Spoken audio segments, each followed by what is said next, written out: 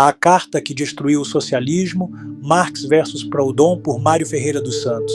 Você sabia que o socialismo já foi um movimento unido, quase uma família? Pois é, mas no dia 17 de maio de 1846, uma carta foi escrita. E essa carta, meu amigo, destruiu qualquer chance de unidade.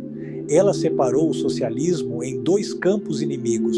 De um lado, os autoritários, do outro, os libertários. E o pior, essa briga deu fôlego ao capitalismo por mais de um século. Hoje, vou te contar a história real da correspondência entre Karl Marx e Pierre-Joseph Proudhon, baseada no livro do filósofo brasileiro Mário Ferreira dos Santos, Análise Dialéctica do Marxismo, uma obra que escancara os bastidores dessa ruptura. Fica comigo até o final.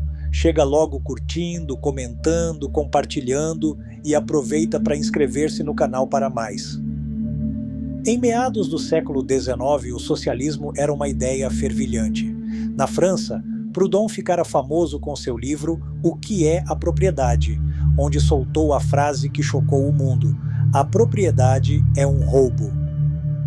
Na Alemanha, Karl Marx ainda era um jovem filósofo, mas já dava seus primeiros passos. E pasmem, Marx era proudhoniano. Sim, ele admirava Proudhon. Chegou a chamar a obra Sistema das Contradições Econômicas de científica e disse que honrava o socialismo francês. É o que nos conta Mário Ferreira dos Santos, ao mergulhar nos documentos originais. Mas essa admiração não duraria muito. Em 1846, Marx, que estava exilado em Bruxelas, resolveu criar uma rede internacional de correspondência entre socialistas. E quem ele escolheu para ser o contato na França? O próprio Proudhon. No dia 5 de maio de 1846, Marx escreveu para Proudhon. A carta começava cordial, mas já deixava escapar o tom de controle.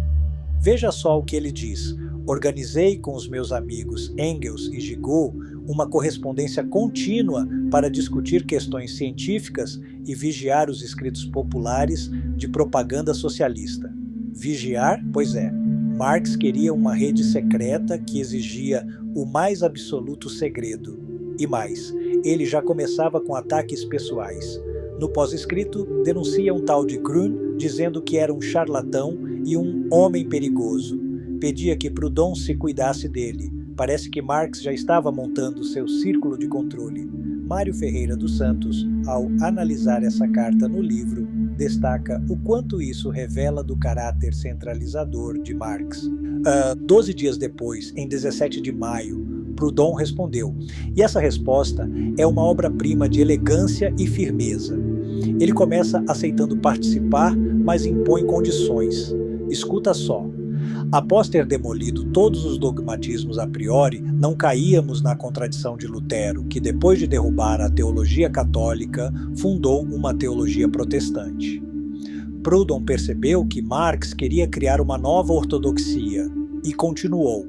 Não nos tornemos chefes de uma nova intolerância, nem nos apresentemos como apóstolos de uma nova religião, ainda que fosse a religião da lógica. Ele defendeu o direito de errar, a dúvida, a tolerância.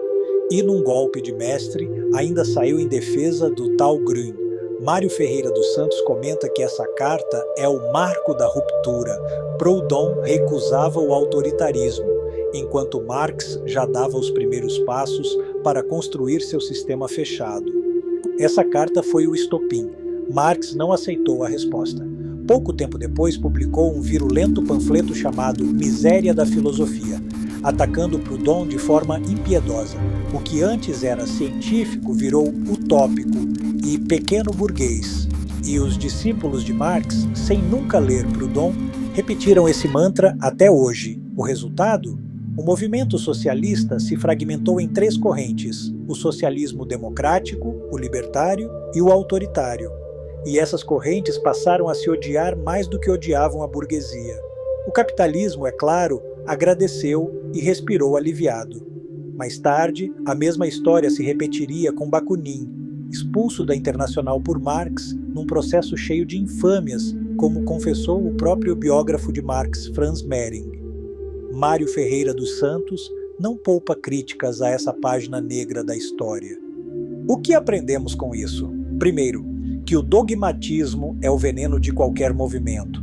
Marx, que criticava os dogmas, criou o seu próprio. Segundo, que a intolerância com as diferenças só fortalece o inimigo. Enquanto os socialistas se digladiavam, o capitalismo se consolidava. E terceiro, que as ideias de Proudhon, federalismo, autonomia, liberdade, nunca morreram. Hoje, muitos movimentos sociais resgatam esses conceitos sem saber que vêm daquele francês ultrapassado.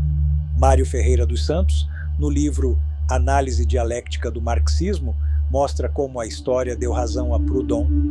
A ditadura do proletariado na Rússia não definhou, mas gerou a maior máquina estatal da história.